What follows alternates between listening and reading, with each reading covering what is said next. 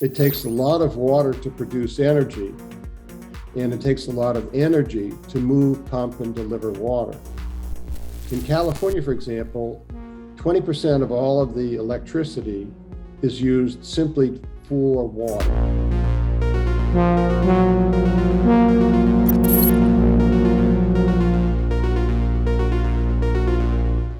Welcome to Redacted Conversations. I'm Natalie Morris. On this show, we invite journalists, whistleblowers, and experts to talk about the subjects that are largely ignored by the mainstream media. So today I want to talk about water. Severe droughts are something that we all are living with, even in places that get year-round rain. I recently picked up this book. It's called Unquenchable by Professor Robert Glennon. He is a professor emeritus at the University of Arizona and one of the nation's preeminent experts on water and law. Now, this book was written in 2009, but it was given to me as a gift by my father.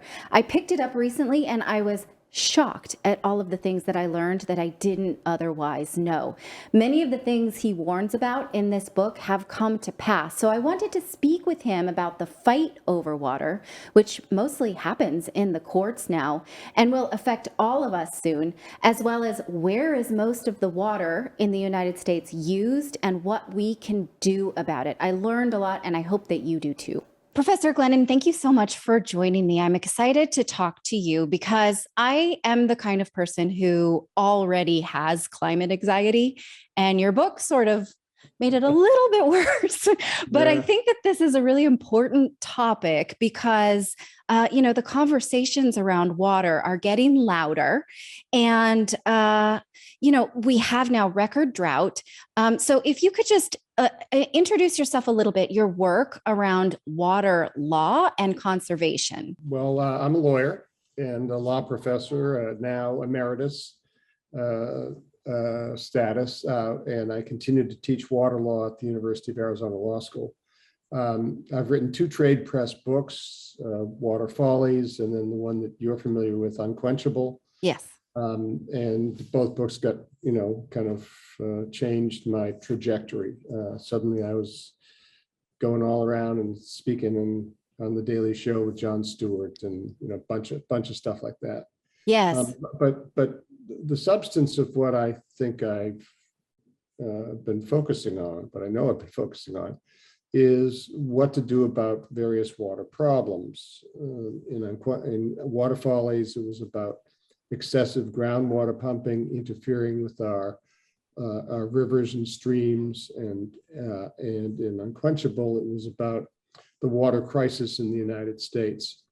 And it's real. Climate change is making it worse. Yes. Drought is making it worse. Overuse is making it worse. Yes. But at the end of the day, I'm an optimist. I think that we have the tools available in our toolkit to address the crisis and to come out at the other end feeling pretty good about ourselves.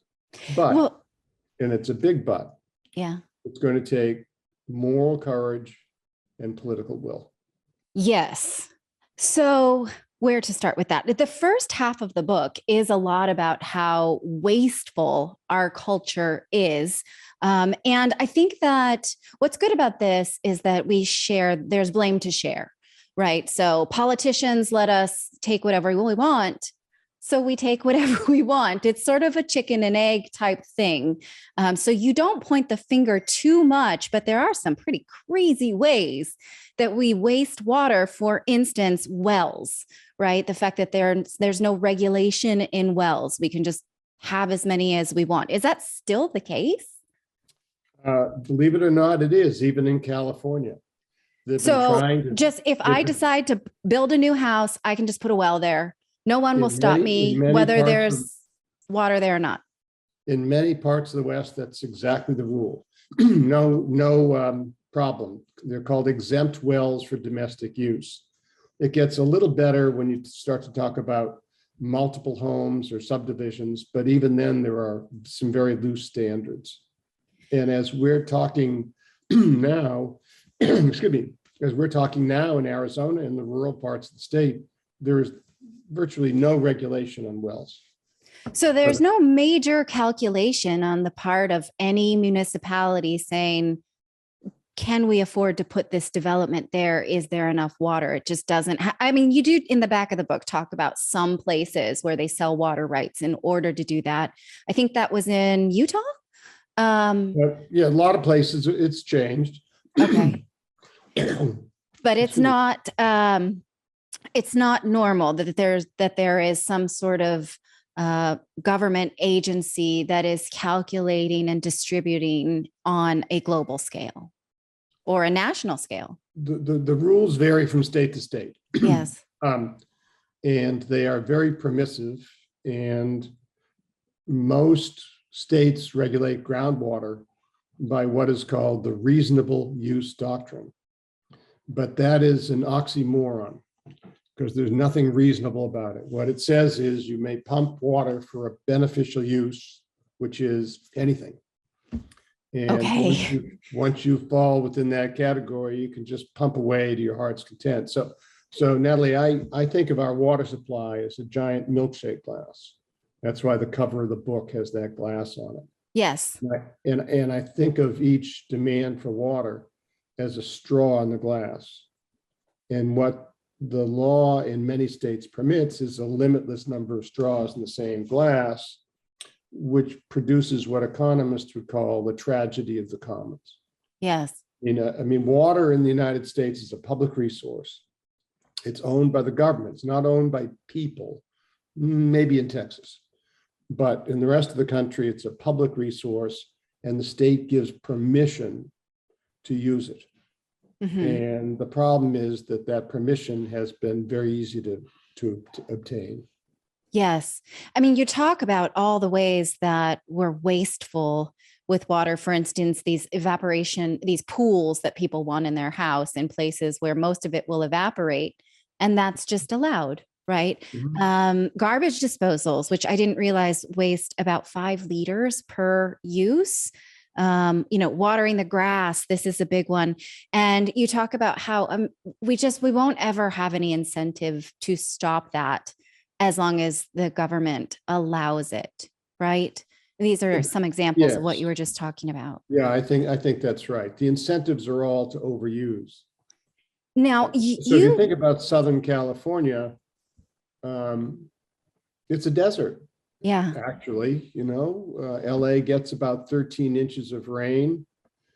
Tucson, Arizona, where I spend half the year, gets in the middle of the Sonoran Desert, gets 11 inches. It's a desert, but they've created this environment. It's a manufactured environment of lawns and pools and rose bushes and other lush landscaping. Yes. So that's what you get when you don't have thoughts about where's the water coming from, how much is there, are we using it up?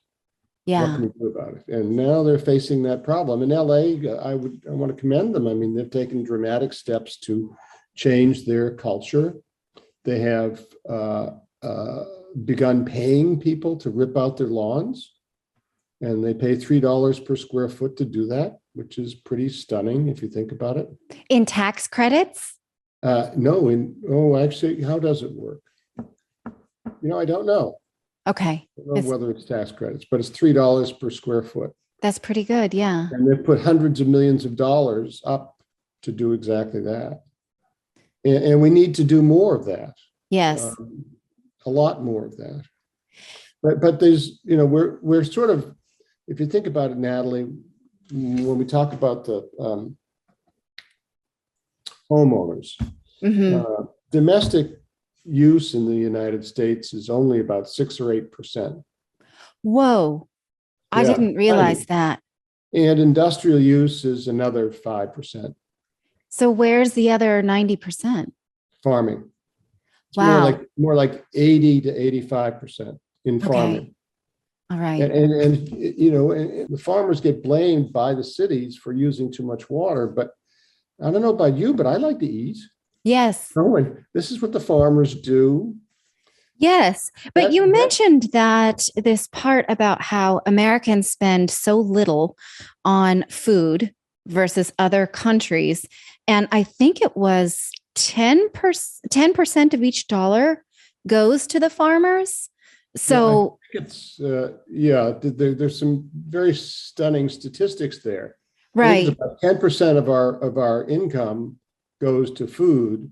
And I think maybe 20% of each food dollar goes to the farmers. That's what it was. Yes. Yeah. And Yeah. It's that's pretty small. incredibly shocking when you think about how much of our food is really what we're spending is more on SKUs than on actual like grown food, right? Like products. Yeah. So yes, that's crazy to think of. But can you talk about this 5%, I think you just said, that goes towards industrialization? Because I think that at least to me, it didn't occur to me that when I flip on a light or when I plug in my electric car, I am using water, right? Yes, you are. Because electricity uses water. Can you just lay that out for people who may not think that way? Sure. It's the energy water nexus. It takes a lot of water to produce energy, and it takes a lot of energy to move, pump, and deliver water. In California, for example, 20% of all of the electricity is used simply for water to Wow. pump, move, cleanse, and deliver water. Yeah. And it takes a lot of water to produce energy. Right. So it's this cycle. The more you use of one, the more you're using the other, though you may not be thinking of it. So, do There's a you point. think that the move towards electric cars and reducing reliance on fossil fuels and electrifying everything is going to exacerbate the water crisis? Uh, I don't have an opinion on that, but I do have an opinion on the fact that when you plug in your car, okay, you're not using fossil fuels directly, but where did the energy come from that you're taking out of that switch? Right. It came from someplace, and most often it's a coal-fired power plant. Yes. So you can't, you shouldn't get on your high horse and feel all smug simply because you plugged your car in. You need to Right. know more about the energy mix of your local utility. And Right. that's, if you're on the road, who the heck knows what utility you're getting the energy from? All you plug your car in, and there it is. Yes. Yeah. Unless you You have solar mentioned something panels. that I think is really terribly important, which is price. Yes. This is And what I we, wanted to talk about because you say that Americans don't pay for the cost of water, they pay for the cost of water delivery. And I mentioned that on one of our shows here, and the chat room pushed back and said, that's not true. I'm charged per gallon. But I think that, so can you explain how they're wrong and you're right? happily. uh, uh, so we Americans are spoiled. Yeah. Even that person who said, well, I pay for water. We pay less for water than we do for cell phone service or cable television. Oh my goodness. Really? Wow. We pay almost nothing. And that almost nothing, I am right and she is wrong, because that almost nothing simply goes into the revenues that the utility needs to provide the service. It's set up on a rate basis that is the cost of service. So on one side of the ledger, you add up costs for running the utility, the cost of the infrastructure, the cost of pumping, and on the other side, you set up some rates that generate enough revenue to be equal. So there's no cost for the water. It's just the cost of producing the water. So on your water bill, you could see 100 gallons, and what they're charging you per gallon is the delivery per gallon, not actually for the volume. And I moved to Europe 3 years ago, and that is not the same here. And I was shocked at how expensive water is, because you're right, Americans are spoiled. We think that that should be just, a nominal monthly expense that we barely even feel. And that is not the case. What if you remember, might be a bill that you got lately, Natalie, in Lisbon? How much money are we talking about? I mean, even in a small apartment, when we first moved here, I remember a water bill that was close to $400 during the pandemic because we were home, we were using the showers, and I almost fell out of my chair because I thought, okay, we need to really conserve. And I thought that, I'm a daughter of an irrigation specialist. We always have fixated about water in our house. My dad has a gray water tank. He was doing irrigation conservation in the 90s. And even that, I sort of freaked out.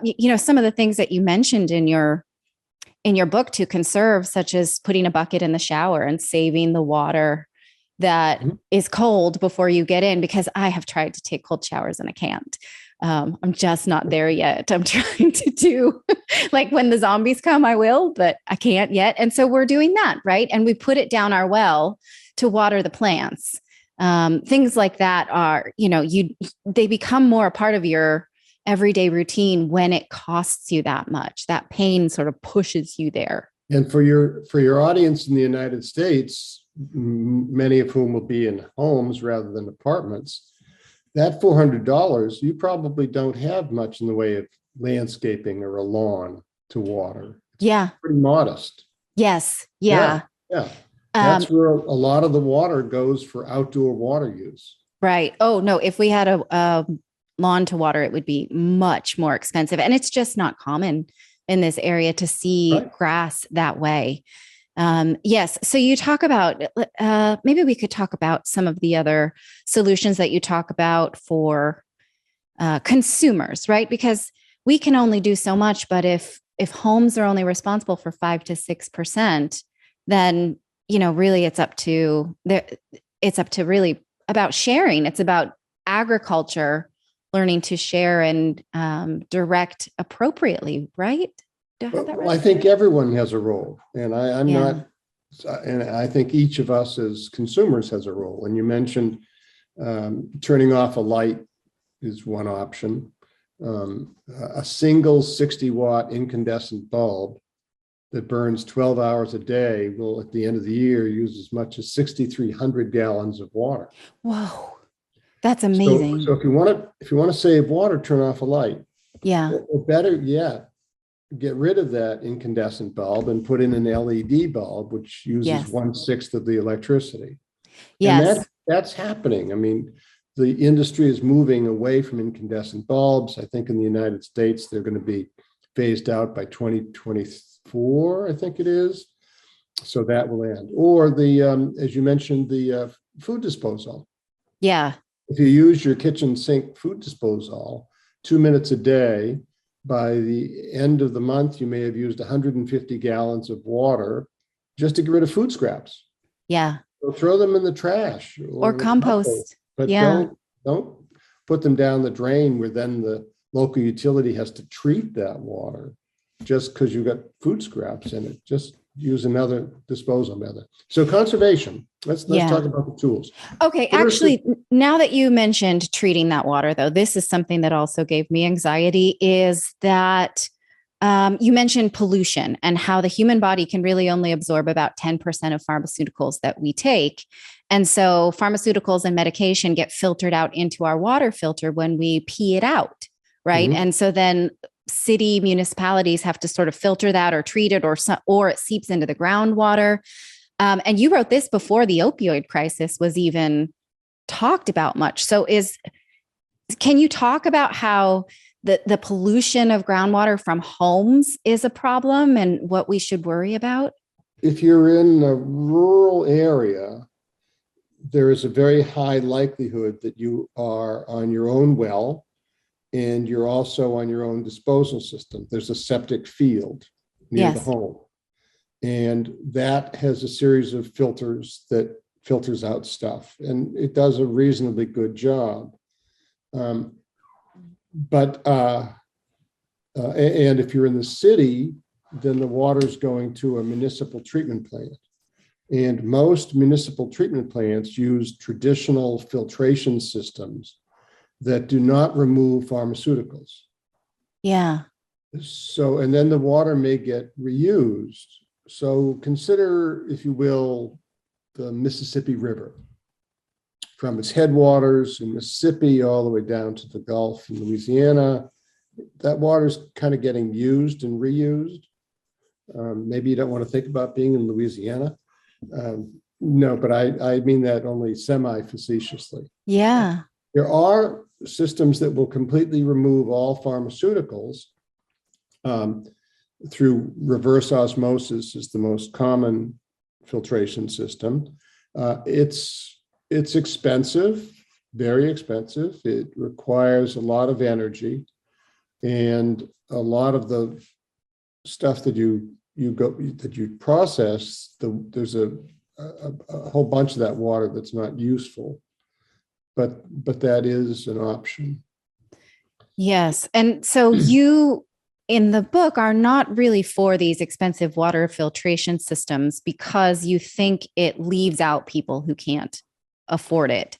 But again, this was written before Flint, Michigan, which showed all of us how dangerous water can be. So are you still anti-water filtration systems, which again are also very wasteful?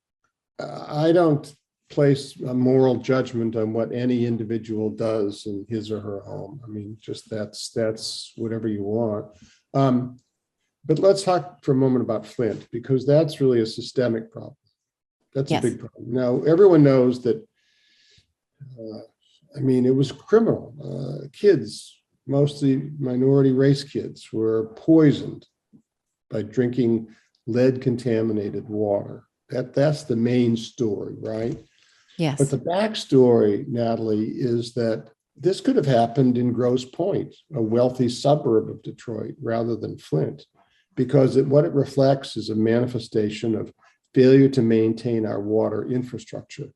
We have old pipes, and the pipes are decaying and they're leaching chemicals into the water supply, and then people, and especially kids, are drinking it. So we need to do a really much better job of maintaining and upgrading and repairing our water infrastructure. Yes. Now, the Biden bill has $55 billion in it, which is, hey, that's not chump change. The Build Back Better law? Yeah, that's right. But it still is only a fraction of what we need for our water systems. Right. Okay. And really, it's got to be the federal government, because the state and local governments are still, between the Great Recession and then the COVID crisis, they're still trying to get back on their feet. Right. And their revenues are tied to this cost of service formula, which is inherently backward looking. How much did it cost us? Has it cost us to provide water in the past? But as the cities start to pivot to providing water from newer supply sources, such as hyper-treated water, it gets expensive. Yes. Or reclaimed water. I mean, just a bunch of different options, and the price signals are all wrong for the local governments. Yes. And your book makes it clear since you're a lawyer, you let us know exactly how ferociously states fight over water. Right now, there's a big fight for the usage of the Colorado River, right? You spoke of this battle between Georgia, Florida, and Louisiana, where was it Georgia wanted to even move its borders and said, oh, that was always ours. Sorry. I mean, these fights are crazy. I don't think most people know that. Yeah, moving the border, praying for rain. That's what the governor did. Yes. Yeah. Oh, yes. That was a great story. Can you tell that it was the governor who he went on to did a become rain dance? He went on to become Secretary of Agriculture. Who was it? Trump. Purdue.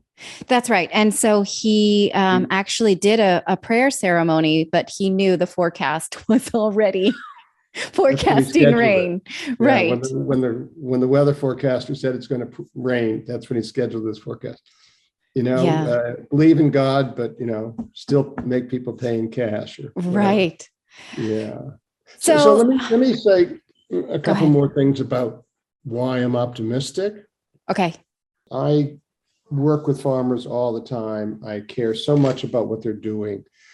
But we need the farmers to give up a little bit of their water. And when I say a little bit, I mean, if farmers are consuming, as they are, 80% of the water, if we could get the farm consumption down from 80 to 75, That would be big. that's a 50% increase in the water available for municipal and industrial and residential uses, 50%. Yeah, wow. And cities don't need that much water. And what I've been arguing for recently, I did a report for Brookings called Shopping for Water in 2014, and in op-eds and stuff since then, is let's have a fund of money put up by the cities to pay farmers to modernize their farm infrastructure, to move away from flood irrigation, which is highly inefficient, into drip irrigation systems or micro irrigation systems, which are highly efficient. So I think why don't the farmers do this themselves, you may ask? Well, they don't have to. They have the water rights to continue to do what they've been doing. And I don't begrudge them that in the slightest. I'm not one of those who says, oh, the farmers ought to do this and that. Yeah. Well, you're asking them to spend a heck of a lot of money. And, when we talked about how little of our food dollar actually goes back to the farmer, I think we have to understand that the American farmer is struggling. Yes. And many farmers are land rich, but cash flow poor. Yeah. So if we expect them to put up $2,500 per acre to put in a subsurface drip irrigation system, that's just crazy stuff. Yeah. So let the public pay for that. And then the farmers can continue to grow just as much food as they did before, but with slightly less water. And the cities and municipal and residential people will get that water saved. And it's a win-win. Yes. Yeah, absolutely. My father has a gray water tank where he collects the water that runs down the sink or runs down the shower, right? And then uses it for his lawn or for his garden. Have those systems come a long way for consumers? Is that something that you think? They have. Your dad sounds like a wonderful man. I have to meet him. Yeah, he's been on this for a long time. He deserves, the star for water conservation. Yes, yeah, and so his daughters, we have a garden too, and we use the drip system because our dad made us learn how to do it in our teens. So that's wonderful. We're on that one. Yeah, this is something that I think about a lot, but so that's why I hope everyone else joins me in this preoccupation. One of the other things that's going on that I argue for, and I am happy to say seems to have had some traction, is water marketing. Oh, yes. So that's simply that the states ought to say that if you want to put a new straw into this mythical milkshake glass, you need to persuade someone else to take her straw out. Yes. Yeah. And so it's willing buyers and willing sellers. Now, yes, you mentioned this development. I think it was in New Mexico, maybe, where anyone who wanted to put a new development in had to retrofit other existing homes. Yes. With, I can't remember what at this point. Yeah, that was Santa Fe. Yeah, with toilets. Okay. They had yes. to put in new low flow toilets. So they calculated, this is a charming story. So the city calculated how much water would be saved over the course of a year if you moved from a high flow toilet to a low flow toilet. And then they looked at your house or series of houses, the developer, and they'd say, okay, for each house, you have to retrofit five toilets in other homes. And so they did. And pretty soon there was a little cottage industry of plumbers going around knocking on people's doors saying, you want a new toilet? Yeah. Sure, I'll take a new toilet. And they went through the city, and pretty soon everyone has a low flow toilet. And yes. It worked beautifully.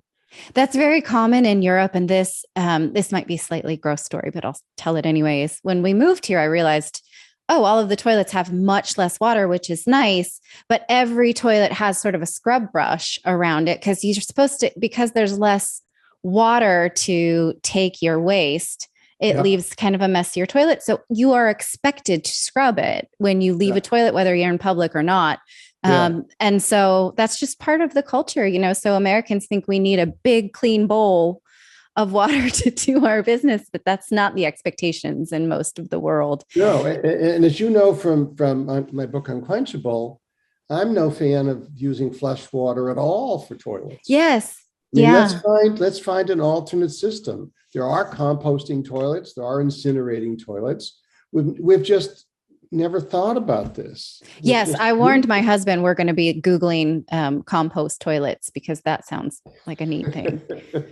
So, Well, good for you. one other thing you mentioned that I also didn't know that I think maybe is another good takeaway is about water marketing, about spring water. If you buy bottled water, which, you know, I don't like to do anyway, but that's labeled spring water. Can you explain why you don't do that? Spring water under FDA rules has to be, if it's labeled spring water, it has to come from a well that's right adjacent to a spring.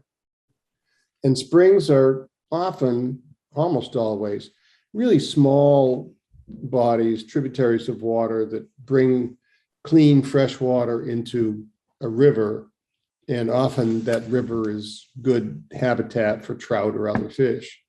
But the water, the spring water is no different than water in other water bodies, but it's been labeled that way and touted that way by the bottled water industry.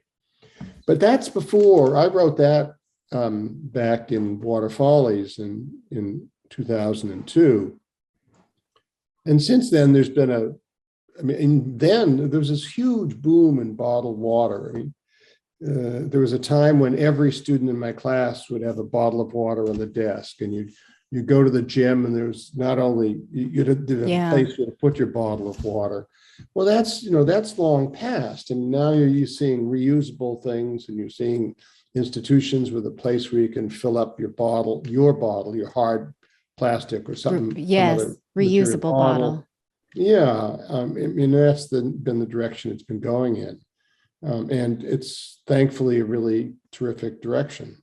Yes, I'm grateful for that too. Well, I don't want to take up too much more of your time. I want to say thank you so much for this book. And thank you for taking the time to talk to me about it. And I do suggest that everyone read this book and just sort of give themselves an education of what's happening when you turn on the faucet so that we can all be a part of the solution instead of the problem as this sort of heats up. So it's been a pleasure to talk to you. Thank you again for your time.